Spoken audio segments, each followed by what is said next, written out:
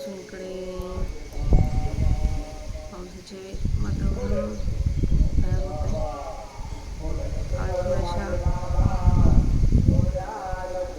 पावसाच्या सरी पडल्या होत्या.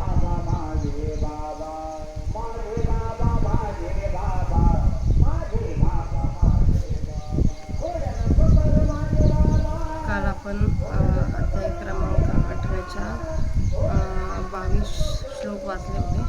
आता तिथून पुढचे श्लोक मी वाचायला चालू करत आहे.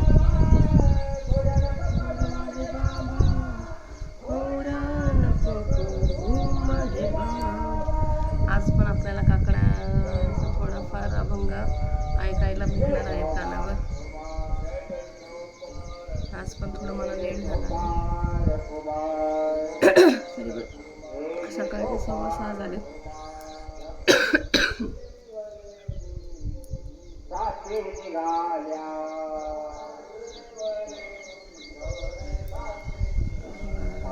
माऊलींच्या सेवेला आपण सुरुवात करूया. वक्रतुंड महाकाय सूर्यकोटी समप्रभा निर्विघ्नं कुरु मे देव सर्वकार्येषु सर्वदा अलंकापुरी पुण्यभूमी पवित्र तिथे नांदतो ज्ञान राजाचं पात्र त्या आठविता त्या महापुण्य राशी नमस्कार माझा सद्गुरु ज्ञानेश्वराशी. पत्रकाले त्वनावृत्ति महावृत्ति चैव योगिनः प्रयाता यान्ति तं कालं वक्ष्यामि भरतर्षभ.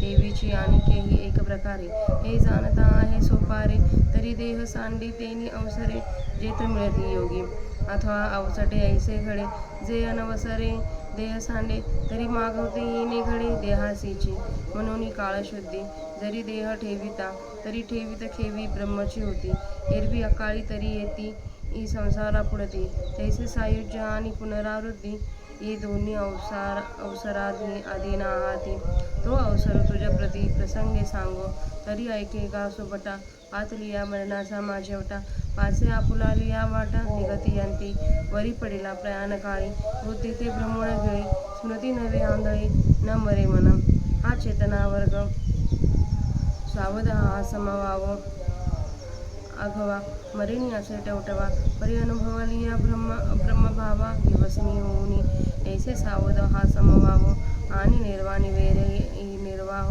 हे तरीची खडे तरी सावाव अग्नीचा आधी पहा वारे नका उदेक जे दिव्यासे दिवे पण झाके ते अस्तीची काय देखे दिठा आपुली तैसे देहातीचे विषम वाते देह आत बाहेरी श्लेष्मा आणते ते विझवणी जाय जिथे अग्नीचे नव्हे ते वेळे प्राणासीची प्राणू नाही ते बुद्धी आसोनी करील काही म्हणून अग्निविन देही चेतना ठरे अगा देहीचा अग्नी जरी गेला तरी देह नव्हे चिखलू ओला वाया आयुष्य वेळ आपुला आंधळा दिवसी आणि मागील तव तया देह श्लेष्माच्या चिखली चेतनाची बुडवणी गेली तेथ मागीली पुढली हे ठेली आठवण सहजे म्हणून या आधीची अभ्यास जो केला तो मरण न येताची निमवणी गेला जैसे ठेवणे न दिसते मालवला दिपू हातीचा आता असो हे सकळ जाण पा ज्ञानासी अग्निमुळ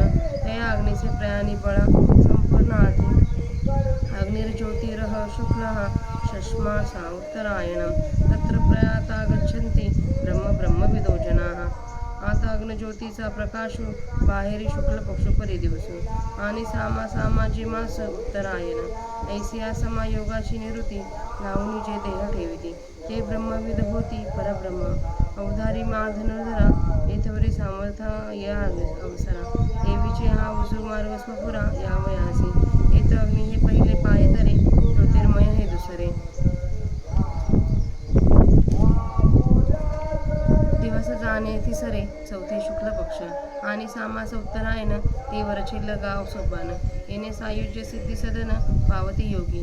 हा उत्तम काळ जाणिजे, याते अर्चिरा मार्ग म्हणजे. आता हा काल तोही साहजे सांगे नायक. धुमो रात्रिस्तथा कृष्ण शस्ना साधी दक्षिणायनम. तत्र चांद्रमसं ज्योतिर्योगी प्राप्य निर्वर्तते. तरी प्रयाणाचे अवसरे मातृश्लेष्म सुभरे. तेने अंतकरणी अंधारे कोंदले ठाके. सर्वेंद्रिया लाकुड पडे, स्मृती भ्रमा माझी बुडे. मन होय वेडे कोंडे प्राणा. अग्नीचे अग्निपण जाई, मग तो धुमचे अवघा होय. तेने चेतना गिवसले ठाई शरीराची. जैसा चंद्र आढामाळ सदन दाटे सजळ. मग गडदवा उजाळ ऐसे सावळले होय. का मरणाना सावध ऐसे जावतासे पडे स्तब्ध. आयुष्य मरणाची मर्याद वेळू ठाकी. ऐसी मन बुद्धी करणे सभोवती धुमकाची पुण्य. जेथे जन्म जोडिले भानी युगाची पुढे. हागा हातीचे जे वेळी जाई, ते वेळी अनेका लाभाची गोठीके आहे. मनवनी प्रयाणी तव होय येतुली दशा. आणि देहांतु ऐसी स्थिती बाहेरी कृष्ण पक्षवरी राती. आणि सामासही देव उडविती दक्षिणायन. ये पुनरावृत्तीची घराणी आघवी एकवटती जयाची या प्राणी. तो स्वरूपासिद्धीची कहाणी ऐसेनी ऐके. ऐसा जयासा देह पडे तया योगी म्हणे चंद्रावरी जाणे घडे. मग तेथुनी मागुना भोवळे संसार आहे. आम्ही अकाळू जो पांडवा म्हणितला तो हा जाणावा. आणि हाची धूम्रमार्ग गावा पुनरावृत्तीची हा. एरा तो अर्चिरा मार्गो तो वसता आणि सलगो. साविया स्वस्त सांगो निवृत्तीवरी. शुक्ल कृष्णे गती हे ते जगत हा शाश्वत मते. एकया यत्यनावृत्ती मन्य यावर्तते पुन्हा. ऐसी अनादि या दोन्ही वाटा, एकी उजू एकी अबंठा. मनवनी बुद्धिपूर्वक सुपटा दाविली तुझा. काजे मार्गा मार्ग देखावे, साच लाटके ओळखावे. हिताहित जाणावे हिताचे लागे. पाहे पा नाव देखता बरवी कोणी आड घाली काय अथानी. का सुपंथ आणून आडवी हिरवत असे. जो विषामृत ओळखे तो अमृत काय सांडू शके. देवी जो उजू वाट देखे तो आवटा नवसे म्हणून पुढे. पारखावे खरे पुढे पारखले तरी न पडे अनवसरे कही. एरवी देहाती थोर विषम या मार्गाचे आहे संभ्रम. जन्म अभ्यासली याचे हनकाम जाईल माया. जरी अर्चिरा मार्ग चुकलिया अवसटे धूम्रपंथे पडलिया. तरी संसारपाती जुंतलिया भवंतची असावे. हे सायास देखोनी मोठे आता कैसोनी पाय कोळ फिटे. म्हणून या योग मार्ग गोमटे शोधली दोन्ही. तव एक ब्रह्माफे जाईचे आणि एक पुनरावृत्ती येईजे. परी दैव कथ्या जो लाहीजे देहांती जाणे देहांती जेणे. नैते स्मृती पार्थ जानन योगी मृती कशन. तस्मात् सर्वेषु कालेषु योगयुक्तो भवार्जुन. ते वेळी म्हणे दिले हे नव्हे वाया अवचटे काय पावे. देह जाऊनी वस्तू व्हावा मार्ग छिकी. तरी आता देह असो अथवा जाओ आम्ही तो केवळ वस्तूची आहो. का जो तरी सर्पत व्हावो दोरयाची कुडणे. मज तरंगपण असे का नसे ऐसे उदकासे काही प्रतिभासे. ते भल तेव्हा तैसे जैसे उदकची काही. तरंगाकारे न जन्मेची ना तरंग लोपी न निमेची. देवी देही जे जेहीची वस्तू झाले. आता शरीराची तयाची या ठाई आडनावही उरले नाही. तरी कोणे काय काही निमते ते पाहे पा. मग मार्ग ते कैसा शोधावे कोणे कुठून का जावे. जरी देशकालाधी आगवे आपणची असेजे. आणि हा गाघटू जे वेळी फुटे ते वेळी येथेची आकाश लागे नीट वाटे. वाटा लागे तरी गगना भेटे एरवी चुके. पाहे पायसे हन हाय की तो आकाराची म्हणे जाय. एर गगन ते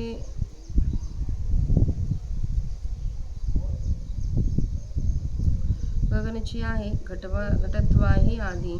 ऐसिया ओदाचे निसुरवाडे मार्गा मार्गाचे सागडे. तया सोहम सिद्धान पडे योगी यांसी. या कारणे पंडुसुता व्हावे योगयुक्ता. येतुलोनी सर्वकाली साम्यता आपण पाहूया. मग भलते त भलते वा देह बंधू असो अथवा जावा. परी अबंधा नित्य ब्रह्म भावा बिघड नाही. तो कल्पादी जन्मा नागवे कल्पांती मरण नापल्लवे. माझी स्वर्ग संसाराचे निलगवे जगवेना. येणे बोधे जो भोगी होय त्यासी या बोधाचे नीटपण आहे. का जे भोग ते पेलुनी पाय निजरूप आहे. पैगा इंद्रादिका देवा जया सर्वस्व गाजिते राणेवा. ते सांडुनी मानवनी पांडवा डाविली जो.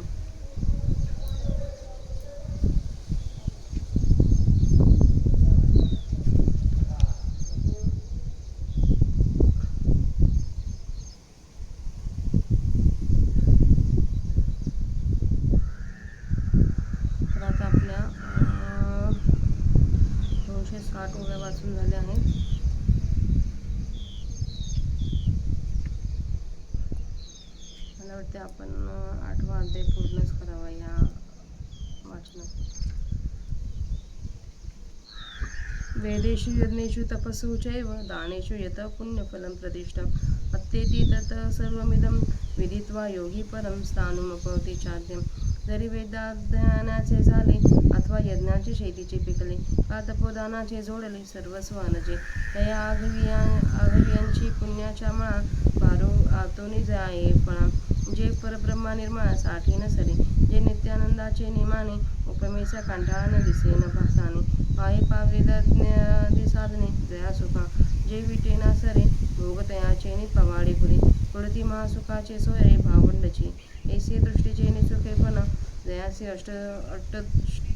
अदृष्टाचे बैसणे जे शतमखई आगवणे नव्हेची एका त्यात योगीश्वर अलौकिके दिठेचे निहात तुके अनुमानिती जवतुके तव हववटे आवडे मग त्या सुखाची आगरडी करुणी आगा पावटे परब्रह्माची आफाटी आरुळते ऐसे चराचरैक्य भाग्य जे ब्रह्मेशा आराधना योग्य योगी यांचे भोग्य भोगधनजे जो सकळ कळांचे कळा जो परमानंदाचा पुतळा जो जीवाचा जिवाळा विश्वाचिया जो सर्वज्ञतेचा बोलावा जो यादव कुळीचा कुळदिवा तो कृष्णजी पांडवा प्रति बोलेला ऐसा कुरुक्षेत्रेचा वृत्तांत संजय रायसी असे सांगतो त्याची परी ऐसा पुढा मातू ज्ञानदेव म्हणे निवृत्तीचा. 271 वया वाचून झाले आहेत माऊलींचे आणि श्लोक 28 वाचून झाले. उद्या त्यांचा मराठीत अर्थ बघूया.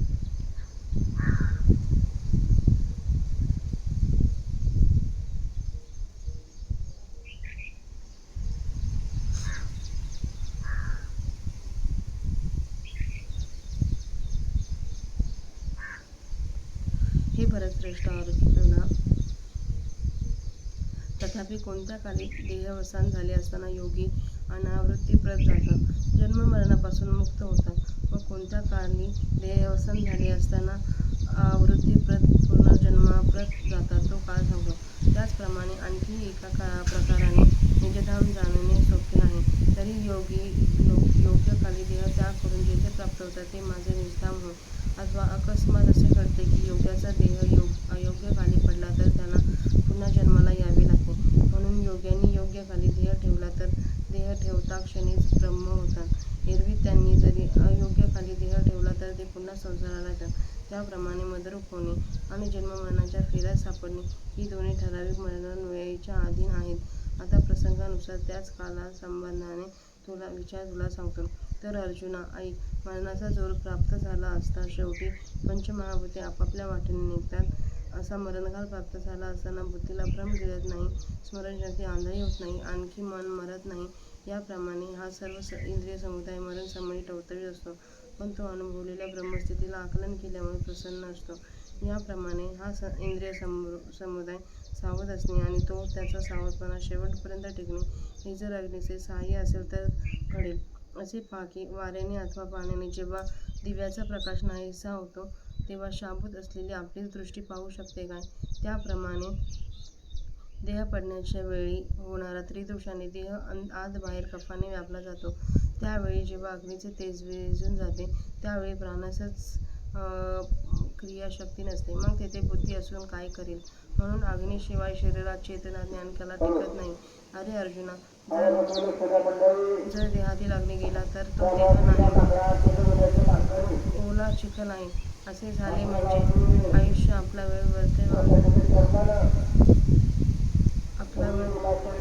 अंधारात शोधत राहील आणि वास्तविक पाहिले असता मागील जे सर्व स्मरण आहे ते त्यावेळी तसेच ठेवावयाचे असते आणि मग देह टाकून परमात्मा स्वरूप मिळवायचे असते. परंतु देहाला ज्या कफाने व्यापले त्या कफाच्या चिखलात चेतना बुडून गेली. तेथे मागील केलेल्या अभ्यासाची पुढील स्वरूप स्थितीची आठवण स्वाभाविक रीतीने थांबली. म्हणून ज्याप्रमाणे ठेवलेली वस्तू पाहण्याकरता हातात घेतलेला दिवा ती वस्तू दिसण्यापूर्वीच मालून जावा, त्याप्रमाणे मरणाच्या अगोदरच जो जन्मभर अभ्यास केला तो मरण येण्याच्या पूर्वीच नाहीसा झाला. आता हे सगळे असू दे. असे समज की ज्ञानाला मूळ कारण अग्नी आहे आणि त्या अग्नीचे मरणकाळी संपूर्ण बळ असावे आत अग्नी व ज्योतीचा प्रकाश, बाहेर दिवस, शुक्ल पक्ष आणि उत्तरायणाचे 6 महिने याच्या ठिकाणी या स्थितीचे ज्यांचे देहावसान होते ते ब्रह्मविद्येत जन्म ब्रह्माप्रत जातात. देहात अग्नीचा व ज्योतीचा प्रकाश असून बाहेर शुक्ल पक्ष परंतु दिवस आणि उत्तरायणाच्या 6 महिन्यांपैकी 1 महिना अशा या चांगल्या जुळून आलेल्या योगाची प्राप्ती होऊन जे योगी आपला देह सोडतात ते ब्रह्मविद्ये परब्रह्म होतात. अर्जुना ऐक, या कालाचे येथपर्यंत सामर्थ्य आहे आणि त्याचप्रमाणे आत्मस्वरूपाकडे येण्यास हा सरळ मार्ग आहे. येथे अग्नी ही पहिली पायरी आहे व ज्योतीचे स्वरूप ही दुसरी पायरी आहे. दिवस ही तिसरी पायरी आहे आणि शुक्ल पक्ष ही चौथी पायरी आहे असे समज. आणि उत्तरायणातील 6 महिने ही वरची पायरी आहे. या मार्गाने योगी तद्रूपत्या सिद्धीच्या घराला येतात. हा उत्तम काळ आहे असे समज. याला अर्चरादी मार्ग म्हणावे. आता आकाश जो आहे तोही योगाने सांगतो आहे. आत धूर धूमयुक्त अग्नी, त्याचप्रमाणे बाहेर रात्र, कृष्ण पक्ष आणि दक्षिणेचे 6 महिने या स्थितीत ज्याचे देहावसान होतं तो योगी चंद्रलोकापर्यंत जाऊन परत येतो. तरी मरणाच्या वेळी वात व कफ शरीरामध्ये फार दाटतो, त्यामुळे अंतःकरणात अंधार गच्च भरून राहतो. सर्व इंद्रिये लाकडासारखी जड होतात. स्मरणशक्ती प्रमाण बुडते, मन वेडे होते व प्राण गुंगतो. अग्नीची उष्णता जाते, मग सर्वच धूर होतो. त्या धुराने चेतना शरीरात कोंडून राहते. ज्याप्रमाणे पाण्याने भरगच्च भरलेले ढग चंद्राच्या आड दाट यावेत, मग त्यावेळी गडद अंधकारही नाही आणि स्वच्छ उजेडही नाही, असे झुंजुळ असतो. त्याप्रमाणे तो धड मेलेला नसतो आणि शुद्धवरही नसतो. अशा जीवितात स्तब्धता येते. आयुष्य मरणाच्या वेळेची वाट पाहत राहते. याप्रमाणे मन, बुद्धी व इंद्रिय यांच्या सभोवती अशी ही धुराच्या समुदायाची वाटणी होते. तेव्हा जन्मभर संपादन केलेले स्वरूप अभ्यासाचा मार्ग संपूर्ण नष्ट होतो. बाबा अर्जुना, जन्मभर केलेला हातचा अभ्यास जेव्हा जातो त्यावेळी आणखी प्राप्तीची गोष्टी कशाला मनावर आणायला पाहिजे. म्हणून मरणकाळी तर अशी अवस्था होते. अशी देहाची आत स्थिती होऊन बाहेर वद्य पंधरवड्याशिवाय रात्र आणि दक्षिणेतील 6 महिनेही येतात. ही वारंवार फेऱ्या आणणारी ठिकाणे, ज्याच्या मरणाच्या वेळेला सर्वच एकत्र जुळून येतात, तो ब्रह्मप्राप्तीची गोष्ट कशाला ऐकेल. अशा रीतीने ज्याचा देह पडतो तो योगी असल्याकारणाने त्याचे चंद्रलोकापर्यंत जाणे घडते. नंतर तेथून तो माघारा फिरून पुन्हा मृत्यूलोकात जन्मास येतो. अर्जुना, आम्ही अकाळ म्हणून जो म्हटला तो हाच असे समज आणि हाच पुनर्जन्म गावास येण्याचा धूम्र मार्ग आहे. दुसरा जो अर्चरादी मार्ग तो वाहता आणि सुगम आहे आणि तो सहज कल्याणकारक असून मोक्षाची प्राप्ती करून देण्यास चांगला आहे. जगाचे प्रकाश रूप आणि अंधकार रूप म्हणजे अर्चरादी आणि धूम्रादी असे हे 2 मार्ग नित्य आहेत. पहिल्या मार्गाने मनुष्य पुन्हा जन्माला येत नाही, पण दुसऱ्यांना पुन्हा जन्माला पावतो. हे अर्जुना, अशा या अनादी कालापासून चालत असलेल्या दोन्ही वाटा आहेत. त्यापैकी एक सरळ व आडमार्गाची आहे. म्हणून तुला या दोन्ही वाटा मुद्दाम दाखवल्या आहेत, कारण की आपल्या हिताकरिता योग्य अयोग्य मार्ग पाहावे, खरे खोटे ओळखावे आणि आपले हित कशात आहे आणि अनहित कशात आहे हे समजून घ्यावे. असे पहा की चांगली नाव डोळ्यापुढे दिसत असून ती मध्ये न बसता कोणी अथांग पाण्यात उडी घालेल काय, अथवा राजमार्ग माहीत असून कोणी आड्राणात शिरेल काय, विष व अमृत ही जी ओळखतो त्याच्याच अमृत टाकवेल काय. त्याचप्रमाणे जो सरळ मार्ग चालतो तो आडमार्गाला जाणार नाही. म्हणून खरे व खोटे यांची चांगली परीक्षा करावी. अशी परीक्षा केली असता कधीही अनुचित होणार नाही, अकाली देह पडणार नाही. तसे केले नाही तर मरणकाळी या भ्रांतिकारक धूम्र मार्गाचे मोठे संकट आहे की जन्मभर ज्या हेतूने अभ्यास केला तो हेतू व्यर्थ जाईल. अर्चरादी मार्ग चुकून अकस्मात जर धूम्र मार्गात शरीर पडले तर संसाराच्या पातीला जुंपले जाऊन फिरतच राहावे लागेल. हे पुन्हा पुन्हा जन्म मरणाचे मोठे साहस होऊन आता हे साहस कशाने एकवार दूर होतील हे पाहावे. म्हणून हे दोन्ही योग मार्ग नीट रीतीने दाखवले तर पहिल्या मार्गाने अर्चरादी मार्गाने ब्रह्मत्वात जाता येते आणि दुसऱ्या धूम्र मार्गाने पुनर्जन्म होतो. परंतु प्रारब्धाने मरणकाळी ज्याला जो मार्ग वाट्याला येईल त्याला त्या मार्गाची गती मिळेल.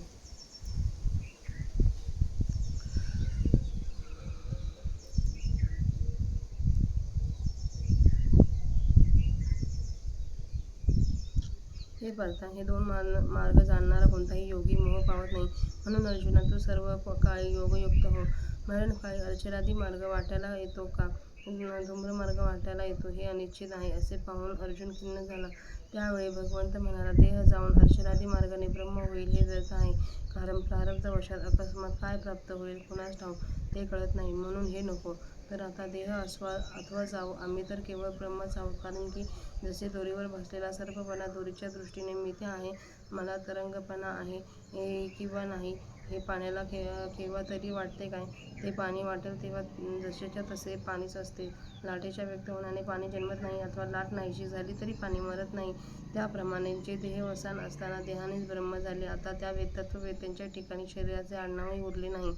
तर बाबा अर्जुना, असा विचार कर की कोणत्या काळी काय नाश पावणार आहे?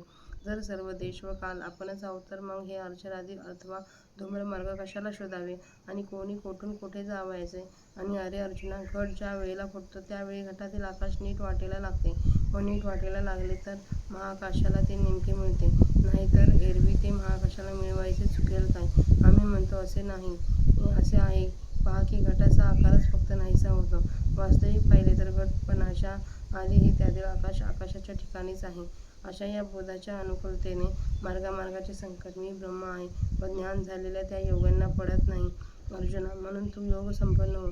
एवढ्याने स्वतःच्या ठिकाणी सर्व काळ स्वरूप साम्यता होईल. मग वाटेल तेव्हा देहाचा पाश असो अथवा जावो, परंतु बंधरहित अखंड ब्रह्मस्थितीत बिघाड येणार नाही. तो कल्पाच्या आरंभी जन्मात सापडत नाही, कल्पाच्या अंती तो मरणाने बुडत नाही व मधल्या स्थितीत म्हणजे स्थितकाली स्वर्ग आणि संसार यांच्या मोहाने तो फसला जात नाही. या बोधाने जो योगी होतो त्याला या बोधाचा सरळपणा असतो, कारण की तो स्वर्गातील व संसारातील भोगांना विचाराने वजन करून पाहतो व ते असार म्हणून त्यांचा त्याग करून तो आत्मस्वरूपाला येतो. अर्जुना, इंद्रादिक देवांना त्यांचे सर्वस्व म्हणून जी राज्य प्रसिद्ध आहे ती वाहून टाकलेल्या बळीप्रमाणे त्याज्य सामावून ती तो तुच्छ म्हणून टाकून देतो. वेदाध्ययन, यज्ञ, तपश्चर्या अथवा दान यामध्ये जे जे पुण्यकारक फल सांगितलेले आहे त्या सर्व फलाहून अधिक फल हे जीव ब्रह्म यांचे ऐक्यरूपी ज्ञान आहे. हे जाणून योगी त्यात वरील वेदाध्ययनादिकांच्या मार्गाने प्राप्त होणारी स्वर्गसुखासारखी फले त्यास मागे टाकून अत्यंत श्रेष्ठ अशा स्थानापर्यंत जातो. जरी वेदाच्या अध्ययनाने मिळणारे पुण्य प्राप्त झाले अथवा यज्ञरूप शेतच पिकले किंवा तपाचे अथवा दानाचे असलेले सर्वस्व पुण्य मिळाले, तरी त्या सर्वच पुण्याच्या माळाला पुष्कळ पीक येऊन जे फळ येते ते फळ नित्यशुद्ध परमात्म्याच्या तोंडीला येत नाही. जे स्वर्गमुख नित्यानंदाच्या मानाने उपमेच्या ताजव्यात घालून पाहिले असता लहान दिसत नाही. पहा की ज्या सुखाच्या प्राप्तीकरिता वेद यज्ञादी साधने आहेत, जे स्वर्गसुख विटत नाही व संपत्ती नाही भोगणाऱ्याच्या इच्छा पुरवते, आणि शिवाय जे स्वर्गसुख ब्रह्मसुखाचे धाकटे भावंडच आहे, अशा तऱ्हेचे दिसण्यात जे सुख आहे व ज्याला अदृष्टाच्या संस्काररूपाने असलेला धर्माचा आधार आहे व जे 100 यज्ञ करून देखील कित्येकांना साध्य होत नाहीत, त्या स्वर्गसुखाला योगेश्वर आपल्या लोकोत्तर विचारदृष्टीरूपी हातावर लेलेनेच वजन करून त्या स्वर्गसुखाच्या योग्यतेचे अनुमान करतात. तो ते त्यास अगदीच हलके दिसून येते. अर्जुना, मग ते योगेश्वर त्या स्वर्गसुखाची पायरी करून परब्रह्माच्या पाटावर बसतात. याप्रमाणे स्थावर जंगमात्मक जगाचे जे एकमेव भाग्य, जे ब्रह्मदेव व शंकर यांनाही आराधना करण्यास योग्य, जे योग्यांना भोगण्याला योग्य असे भोगरूपी ऐश्वर्य आहे, जो परमात्मा सर्व कळांची कळा आहे, जो परमानंदाची मूर्ती आहे व जो विश्वाच्या जीवाचा जिव्हाळा आहे, जो परमात्मा सर्वज्ञतेचे जीवन आहे, जो यादवांच्या कुलाचा कुलदीप आहे, असा श्रीकृष्ण अर्जुनास येणेप्रमाणे बोलला. अशी कुरुक्षेत्रावरील हकीकत संजय राजा धृतराष्ट्राला सांगत होता. तीच गोष्ट पुढे तुम्ही ऐका, असे निवृत्तीनाथांचे शिष्य ज्ञानदेव असे म्हणतात. इथंच आपला 8वा अध्याय समाप्त होत आहे. इति श्रीमद्भगवद्गीतासु उपनिषत्सु ब्रह्मविद्यायां योगशास्त्रे श्रीकृष्णार्जुनसंवादे ब्रह्माक्षरनिदर्शो नाम अष्टमोऽध्याय. श्लोक 28 ओव्या 271. ओम श्री सच्चिदानंदार्पणमस्तु.